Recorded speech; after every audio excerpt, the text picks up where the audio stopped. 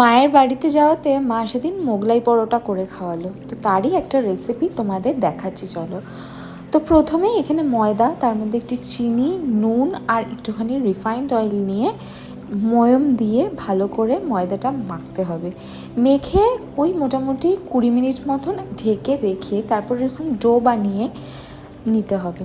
আর তারপরে এখানে ডিম, তার মধ্যে লঙ্কা কুচি, পেঁয়াজ কুচি, রসুন কুচি আর একটু বিস্কুট গুঁড়ো মিক্স করে নিতে হবে। আর তারপরে এরকম ভালো করে স্প্রেড করে কিন্তু পরোটাটাকে বেলতে হবে। গোল হতেই হবে এর কোনো মানে নেই, তবে এরকম একটুখানি স্প্রেড করতে হবে। তারপরে মাঝখানে মিক্সচারটা দিয়ে এরকমভাবে চারদিক থেকে মুড়িয়ে নিতে হবে। মুড়িয়ে নেওয়ার পরেই কিন্তু এটা খুব হালকা হাতে করতে হবে, একটু বেশি করে চাটুতে তেল নিয়ে এপিট ওপিট ভেজে নিতে হবে। অনেকে ডাল দিয়ে ইউজ করে, আমরা করিনি। বাড়িতে চাইলে ট্রাই করে দেখতে পারো, বাড়িতে ট্রাই করলে ডেফিনেটলি কমেন্টে জানিও। ওকে, বাই।